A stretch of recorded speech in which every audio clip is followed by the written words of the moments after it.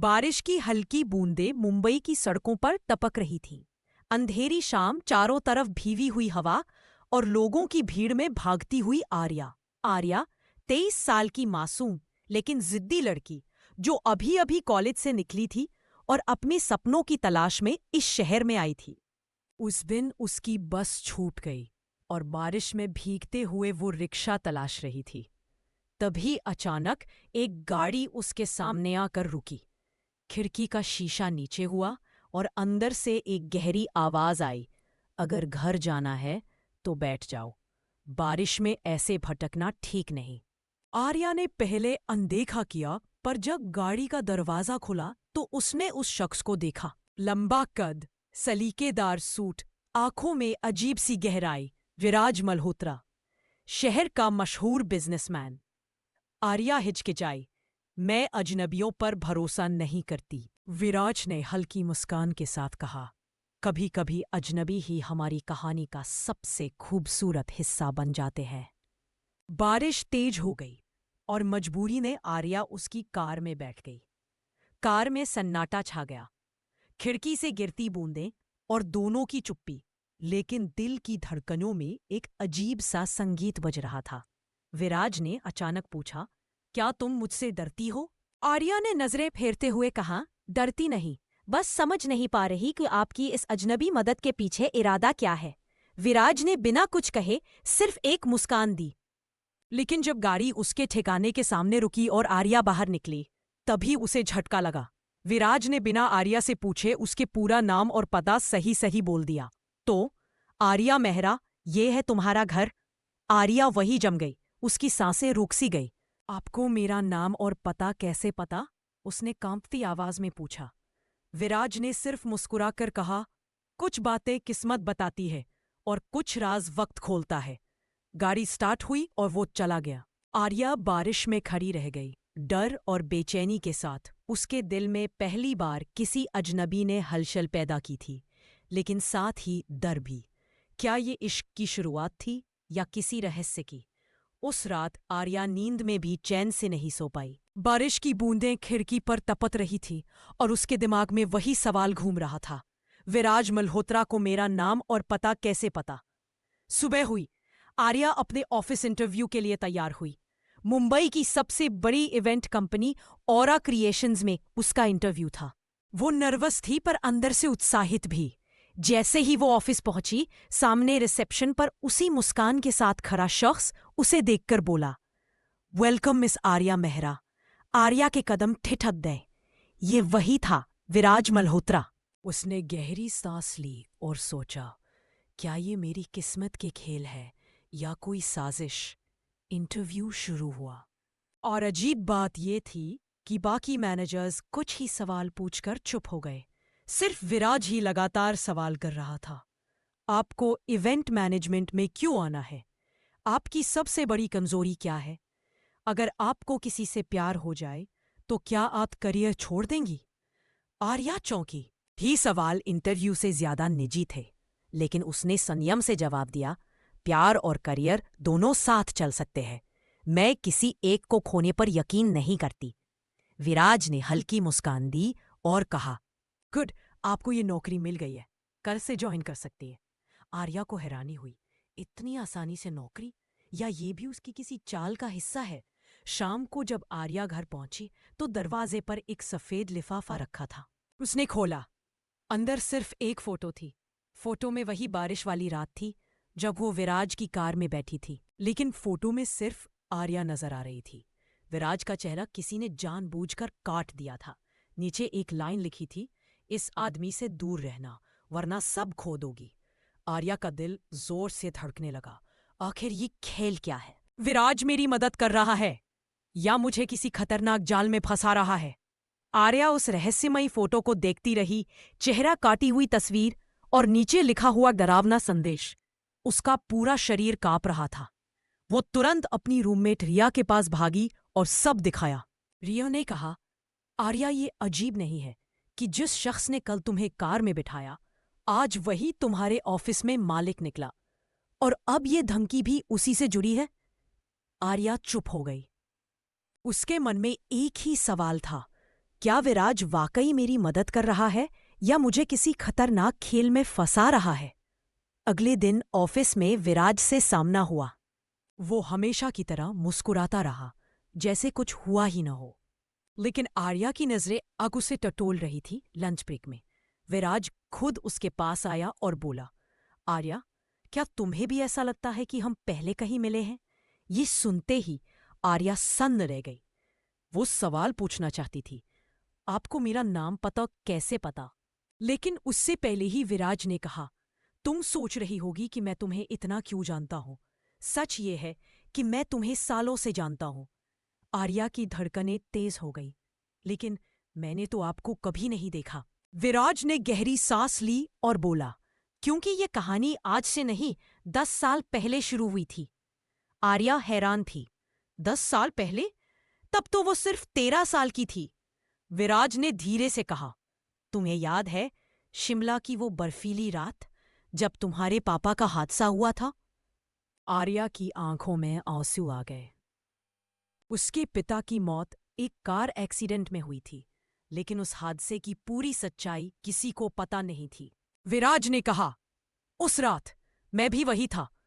तुम्हारे पापा की मौत कोई हादसा नहीं थी। आर्या की सांसें थम गईं। क्या मतलब? आप कहना क्या चाहते हैं?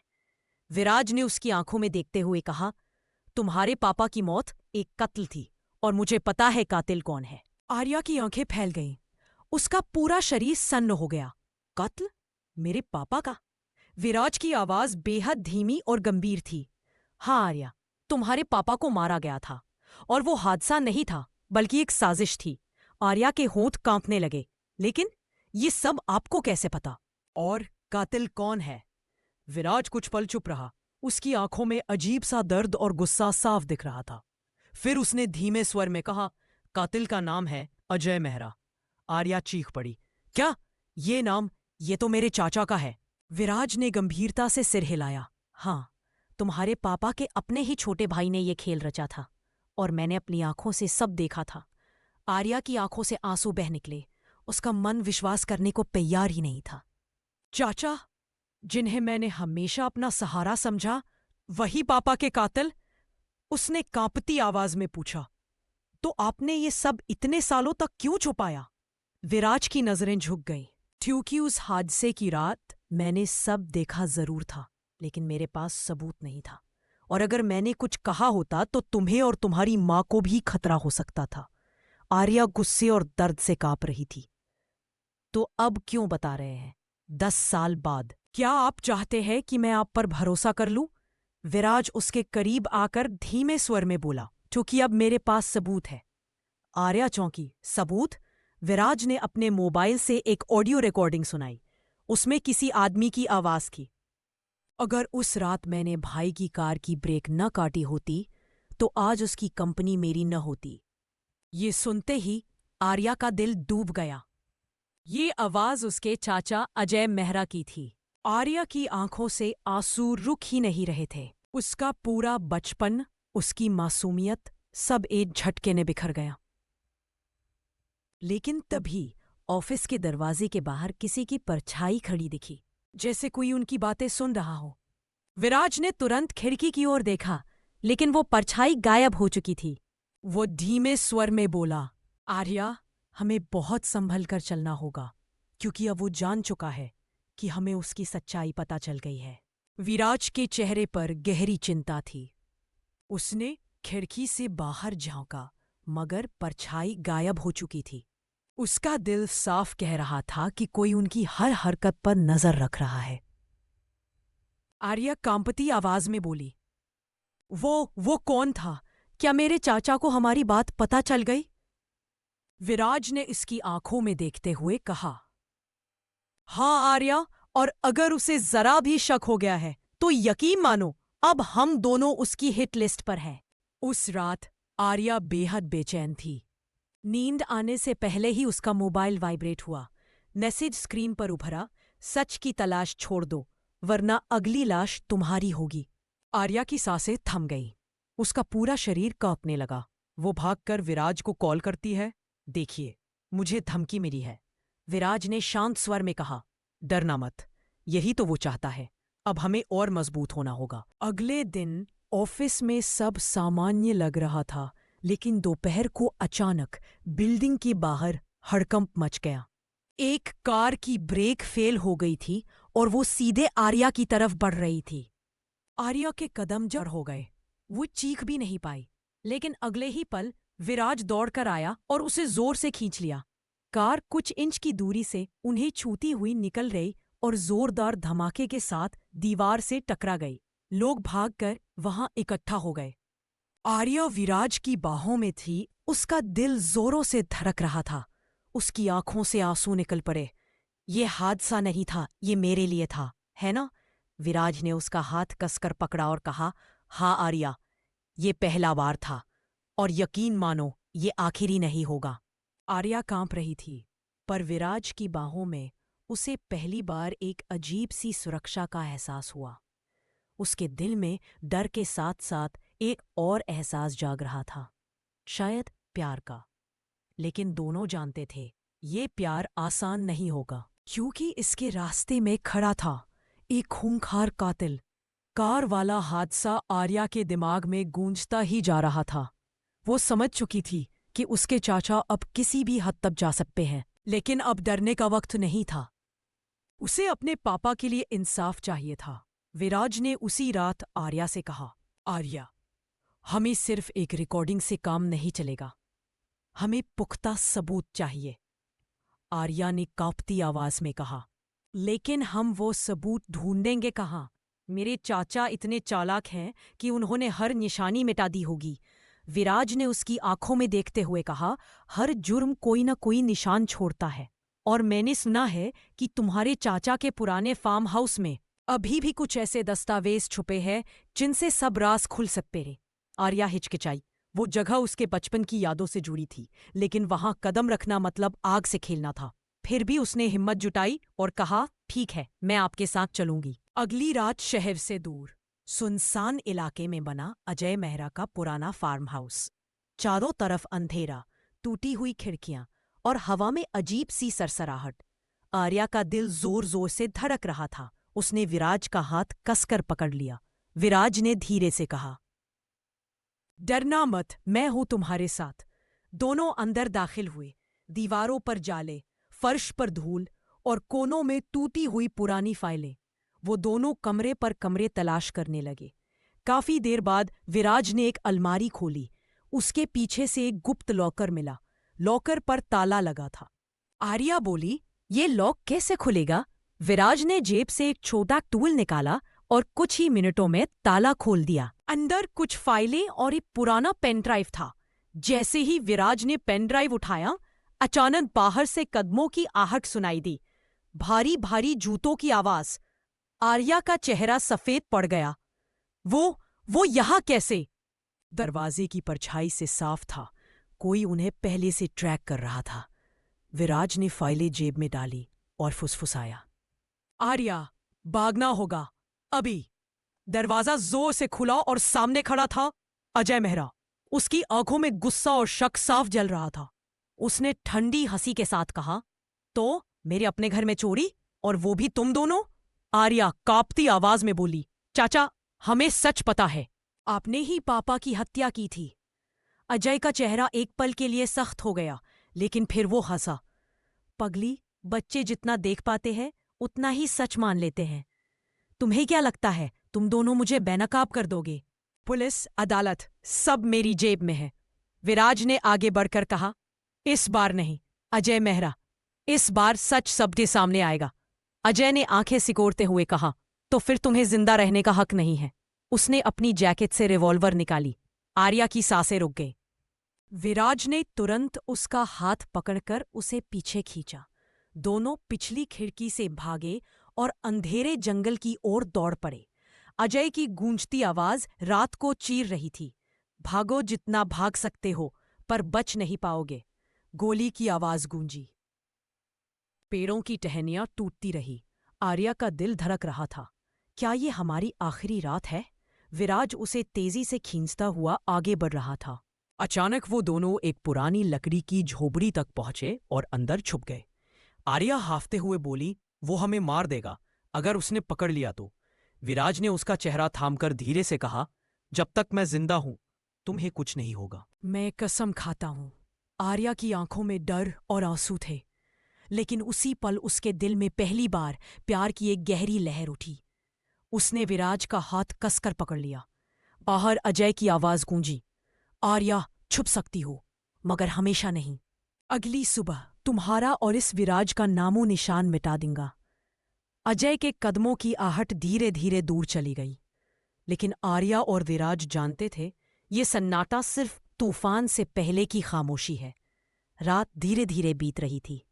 झोपड़ी में बैठे आर्या और विराज दोनों हाँफ रहे थे।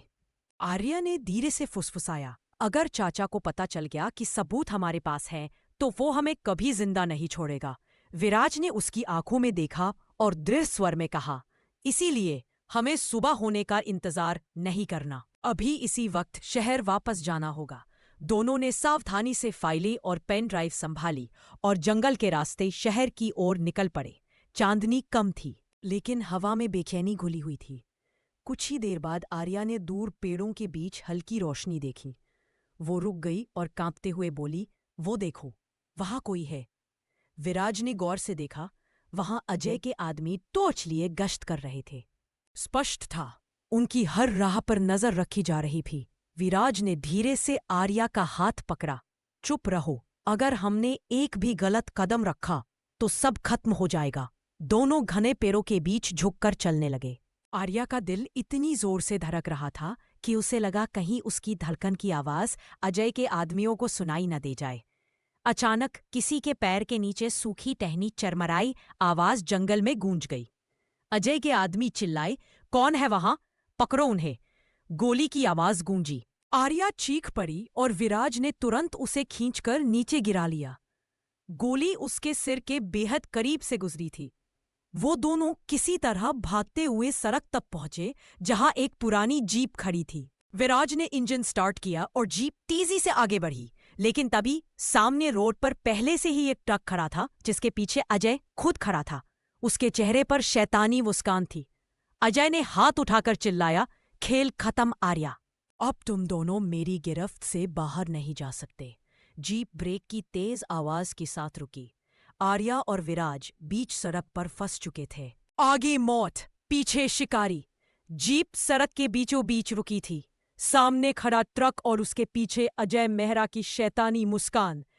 पीछे से उसके आदमी गोलियां चलाते हुए तेजी से नजदीक आ रहे थे। आर्या कांपती आवाज में बोली, विराज, अब क्या करेंगे?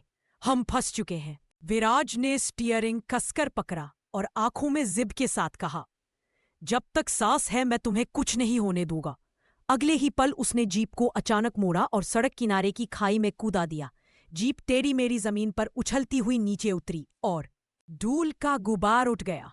अजय गुस्से से चिल्लाया, पकड़ो इन्हें, कोई बचकर ना जाने पाए। जीप बुरी तरह हिल रही थी। आर्या सीट पकड़कर डर से चीख उठी, हम गिर जाएंगे। विराज ने उसकी ओर देखा और धीमे से कहा, मुझ पर भरोसा करो। आखिरकार जीप नीचे एक संकरी सड़क पर आ गिरी। इंजन अभी भी चालू था। विराज ने जीप तेजी से दौड़ा दी, लेकिन तभी पीछे से मोटरसाइकिलों पर अजय के आदमी उनका पीछा करने लगे। गोलीबारी शुरू हो गई। कांच चटकने की आवाज आई। एक गोली आर्या के बिल्कुल पास से गुजरी और सीट में धंस गई। आर्या डर से विराज की बाहों में गिर गई। विराज ने दांत भींचते हुए कहा, यह खेल अब खत्म होगा, या तो हम या वो। उसने जीप का अचानक ब्रेक लगाया। पीछा कर रहे दो बाइक सवार सीधे आगे जाकर गिर पड़े। आर्या ने पहली बार उसकी आंखों में इतना गुस्सा और जुनून देखा। उसे लगा जैसे विराज सिर्फ उसे बचाने के लिए अपनी जान की बाजी लगा रहा है। उसकी आंखों से आंसू बह निकले। विराज, अगर तुम्हें कुछ हुआ तो मैं। विराज ने बिना उसकी बात पूरी सुने कहा, चुप रहो, तुम्हें कुछ नहीं होगा। कुछ देर बाद दोनों किसी तरह पीछा छुड़ाकर शहर के बाहरी इलाके में पहुंचे। वो हाफते हुए रुके और विराज ने फाइलें संभालकर आर्या को दी। ये सबूत किसी भी कीमत पर सुरक्षित रहना चाहिए। अगर मैं न रहूं तो इन्हें पुलिस तक जरूर पहुंचाना। आर्या ने उसका हाथ पकड़ लिया और चीख पड़ी, ऐसा मत कहो, मैं तुम्हें खो नहीं सकती, कभी नहीं। विराज उसकी आंखों में देख रहा था। दोनों की सांसें भारी थीं, लेकिन दिलों में एक अनकहा इजहार था। तभी पीछे से गाड़ी की हेडलाइट्स चमकी। अजय की कार धीरे धीरे उनकी ओर बढ़ रही थी। वो हंसते हुए बोला, भाग लो जितना भाग सकते हो, मगर अब खेल खत्म होने वाला है। अजय की कार की हेडलाइट्स और तेज होती जा रही थी। सड़क वीरान थी, हवा में मौत का साया। आर्या ने कांपते हुए विराज का हाथ पकड़ा। विराज, अगर आज हम बच ना पाए तो मुझे कुछ कहना है। विराज ने उसकी तरफ देखा। उसकी आंखों में डर और मोहब्बत दोनों थे। आर्या ने आंसुओं से भीगी आवाज में कहा, मुझे समझने में देर हो गई, लेकिन मैं तुमसे प्यार करने लगी हूं। विराज की सांसें थम सी गईं। उसने उसे कसकर अपनी बाहों में भर लिया और फुसफुसाया, मैं तो कब से तुमसे प्यार करता हूं, बस कहने की हिम्मत नहीं जुटा पाया। दोनों एक दूसरे को देख ही रहे थे कि अचानक अजय की कार उनके बिल्कुल पास आ गई। उसने खिड़की से झुककर ठंडी आवाज में कहा, वाह, मोहब्बत का इजहार। अफसोस, ये इश्क अधूरा ही रहेगा। अजय ने गन तानी और फायर कर दिया। गोलियों की आवाज गूंजी। विराज ने आर्या को ढक लिया। गोली उसके कंधे को छूती हुई निकल गई। आर्या चीख पड़ी, विराज, तुम्हें चोट लगी है। विराज ने दर्द छुपाते हुए कहा, मैं ठीक हूं, अभी हमें सबूत पुलिस तक पहुंचाने हैं, यही हमारी जीत है। वो दोनों किसी तरह एक सुनसान पुलिस चौकी तक पहुंचे। विराज ने खून से भीगा कंधा संभालते हुए इंस्पेक्टर को फाइल और पेन ड्राइव थमाई, लेकिन तभी इंस्पेक्टर की नजर बदल गई। उसने फाइल वापस अजय की ओर फेंक दी। अजय मुस्कुराया और बोला, कहा था ना, पुलिस मेरी जेब में है। आर्या और विराज सन्न रह गए। उनकी आखिरी उम्मीद भी टूट चुकी थी। अजय आगे बढ़ा और धीमे स्वर में कहा, अब तुम्हें कोई नहीं बचा सकता। पुलिस चौकी की मध्यम रोशनी में माहौल ठंडा हो गया। इंस्पेक्टर ने फाइल अजय के हवाले कर दी और ठंडी आवाज में कहा, जैसा आपने कहा था, सब आपके हाथ में है। आर्या के पैरों तले जमीन खिसक गई। मतलब सच में पुलिस भी खरीदी जा चुकी है? अजय मुस्कुराया, बिल्कुल, इस शहर में मेरा सिक्का चलता है। विराज ने घायल कंधे के बावजूद अजय की आंखों में देखते हुए कहा, पैसा हर बार जीतता नहीं अजय, कभी कभी मोहब्बत और सच्चाई भी तूफान बन जाती है। अजय हंस पड़ा, मोहब्बत? यही तुम्हारी सबसे बड़ी कमजोरी है विराज, और आज मैं उसी कमजोरी को इस्तेमाल करूंगा। उसने अपनी रिवॉल्वर सीधी आर्या पर तान दी। विराज, अगर सचमुच इसे प्यार करता है तो देख ले, तेरी आंखों के सामने इसे मार दूंगा। आर्या कांप गई और विराज चीख पड़ा, नहीं, उसे हाथ मत लगाना। विराज ने पूरी ताकत लगाकर अजय पर झपट्टा मारा। दोनों के बीच धक्का मुक्की होने लगी। रिवॉल्वर गिरकर जमीन पर फिसल गई। आर्या ने दौड़कर रिवॉल्वर उठाई। उसके हाथ कांप रहे थे। उसने पहली बार हथियार पकड़ा था। अजय उसकी तरफ बढ़ा और ठंडी हंसी में कहा, क्या करोगी आर्या? गोली चलाओगी? तुम जैसी मासूम लड़की से ये नहीं होगा। आर्या की आंखों में आंसू थे, पर उसके भीतर गुस्से की आग जल रही थी। आपने मेरे पापा को छीना, मेरी जिंदगी बर्बाद की, अब और नहीं। उसने ट्रिगर दबाने ही वाली थी कि तभी पीछे से दो नकाबपोश लोग चौकी में घुस आए। उनके हाथ में भी हथियार थे। उनमें से एक ने कहा, सर जल्दी चलिए, बाहर पुलिस की दूसरी टीम आ गई है। अजय चौंक गया। क्या पुलिस? वो नकाबपोश फुसफुसाए। हाँ, लेकिन इस बार किसी और के इशारे पर। लगता है खेल पलटने वाला है। आर्या और विराज हैरान थे। आखिर कौन है जिसने अचानक इस लड़ाई का रुख बदल दिया? अजय की आंखों में पहली बार डर की झलक आई। वो नकाबपोश दोनों हथियार ताने खड़े थे। एक ने कहा, अजय, अब तेरे खेल का अंत होने वाला है। बाहर असली पुलिस खड़ी है, वो भी तेरी नहीं, हमारी तरफ। अजय गुस्से से दहाड़ा, ये सब कौन है? किसकी औकात हुई मुझे चुनौती देने की? नकाबपोश ने धीरे धीरे मास्क उतारा। वो चेहरा देखकर आर्या दंग रह गई। ये आप? सामने खड़ा था डीसीपी रणवीर, वही अफसर जिसने कभी आर्या के पिता के केस को दबा दिया था। विराज भी हैरान था।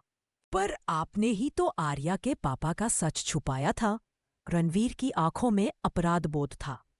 हाँ, मैं मजबूर था। अजय ने मेरे परिवार को धमकाया था, मुझे सच दबाना पड़ा, लेकिन अब नहीं, अब मैं अपना कर्ज उतारूंगा।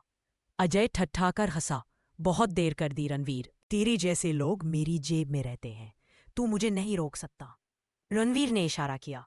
तुरंत दरवाजा खुला और पुलिस की एक स्पेशल टीम अंदर आ गई। सबने अजय को घेर लिया। आर्या की आंखों में पहली बार उम्मीद की चमक आई। उसने कहा, शायद पापा की आत्मा को आज चैन मिलेगा। लेकिन अजय ने अचानक मेज से कांच की बोतल उठाई और जमीन पर पटकी। धुएं और कांच के टुकड़ों के बीच उसने विराज को पकड़ लिया और गन उसके सिर पर रख दी। अगर मेरी गिरफ्तारी हुई तो मैं विराज को यही मार दूंगा। आर्या चीख पड़ी। नहीं, विराज को छोड़ दो, रणवीर ने हाथ रोकते हुए कहा। आर्या, हिम्मत रखो। अजय, अब आखिरी चाल चल रहा है, विराज ने धीमे स्वर में कहा। आर्या, अगर कुछ करना है तो अभी कर डालो, वरना ये खेल हमेशा के लिए खत्म हो जाएगा। आर्या की आंखों में आंसू थे। उसका हाथ अब भी उस रिवॉल्वर पर था। उसे एक पल में फैसला लेना था। क्या वो अपनी मोहब्बत बचाए या अपने पिता का इंसाफ? चौकी का माहौल सन्नाटे में डूबा था। हर किसी की नजर आर्या पर टिकी थी, जो रिवॉल्वर हाथ में थामे कांप रही थी। अजय ने विराज की कनपटी पर गन दबाते हुए हंसकर कहा, चलो आर्या, दिखाओ तुम्हारा प्यार कितना सच्चा है, गोली चलाओ। लेकिन याद रखना, अगर मैंने भी ट्रिगर दबा दिया तो पहले तुम्हारा विराज जाएगा। विराज ने धीरे से कहा। आर्या, डरना मत। अगर तूने चुप्पी साध ली तो तेरे पापा का खून बेकार जाएगा। आर्या की आंखों में आंसू बह रहे थे। उसके सामने दो रास्ते थे। पहला, अपनी मोहब्बत विराज को बचाना। दूसरा, अपने पिता के लिए इंसाफ लेना। कुछ ही पल सोचकर उसने गहरी सांस ली। नहीं अजय, अब ये खेल तू नहीं, मैं खेलूंगी। उसने अचानक रिवॉल्वर सीधी अजय की टांग पर तान दी और ट्रिगर दबा दिया। धाएं गोली चल गई। अजय दर्द से चीख पड़ा और विराज को छोड़कर जमीन पर गिर पड़ा। उसकी गन दूर जा गिरी।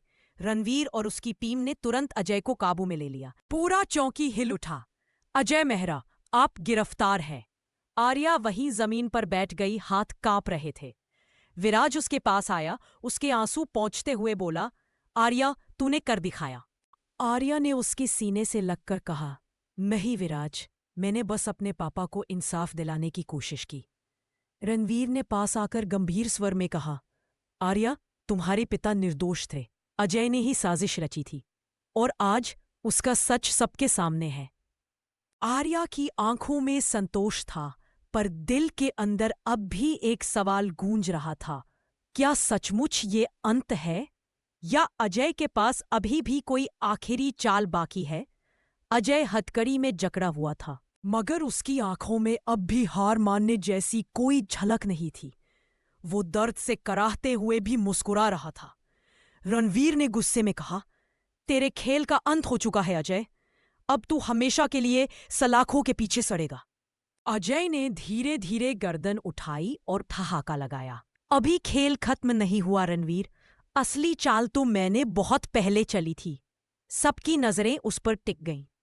आर्या ने कांपते स्वर में पूछा, क्या मतलब, और कितनी गंदगी बाकी है तेरे पास? अजय ने मुस्कुराते हुए कहा, आर्या, तेरे पापा की मौत सिर्फ एक हादसा नहीं थी। वो बस मेरे बड़े राज को छुपाने के लिए एक कदम था। विराज ने गुस्से से कहा, कौन सा राज?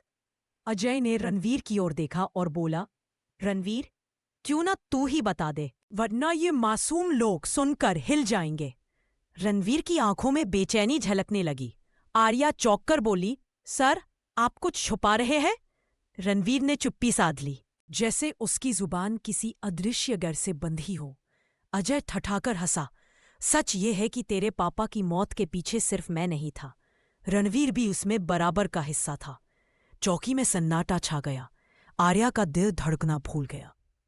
उसने कांपते हुए रणवीर की तरफ देखा।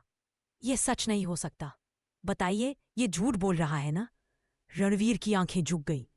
उसके चुप रहने ने सब कह दिया। आर्या की आंखों से आंसू फूट पड़े। नहीं, ऐसा कैसे हो सकता है? जिस इंसान पर भरोसा किया वही मेरे पापा के खिलाफ था। विराज ने उसका हाथ थामने की कोशिश की, पर आर्या ने झटका दे दिया। वो बिखरी हुई थी। अजय हंसते हंसते बोला, अब समझ आई आर्या, तेरा खेल तो तूने खेल लिया, लेकिन असली खिलाड़ी हमेशा मैं ही रहूंगा। रणवीर चीख उठा, चुप अजय, मैं मजबूर था। मेरे परिवार को तूने अगवा कर लिया था, मुझे तेरे लिए सब करना पड़ा। आर्या सन्न खड़ी रह गई। उसका दिल अब और भी उलझ गया था। क्या रणवीर को माफ किया जा सकता है, या उसके लिए भी वही नफरत होनी चाहिए जो अजय के लिए थी? आर्या की आंखों से लगातार आंसू बह रहे थे। उसके सामने दो चेहरे थे, एक अजय का जिसने उसके पिता को धोखे से मार डाला, दूसरा रणवीर का जिस पर उसने सबसे ज्यादा भरोसा किया। लेकिन वो भी अजय की चाल का मोहरा बना। विराज ने उसके कंधे पर हाथ रखकर कहा, आर्या, सच कड़वा है, लेकिन अब फैसला तुझे लेना होगा। आर्या धीरे धीरे खड़ी हुई। उसने गहरी सांस लेकर कहा, मेरे पापा की मौत का बदला मैं ले चुकी हूं, लेकिन मैं उसी नफरत में नहीं जीना चाहती जिसमें अजय जैसे लोग जीते हैं। वो रणवीर की ओर मुड़ी। सर, आपने गलती की, लेकिन मजबूरी में। मैं आपको माफ करती हूं, क्योंकि मेरे पापा हमेशा कहते थे, इंसाफ का मतलब सिर्फ सजा नहीं, बल्कि सही और गलत में फर्क करना है। रणवीर की आंखें भर आईं। वो झुककर बोला, धन्यवाद आर्या, मैं जिंदगी भर ये एहसान नहीं भूलूंगा। फिर उसने अजय की ओर देखा, लेकिन तूने जो किया है उसके लिए तुझे कभी माफ नहीं किया जा सकता। अजय तिलमिला उठा और चिल्लाने लगा, आर्या, तू जीत गई। नहीं, ये कहानी यहां खत्म नहीं होगी।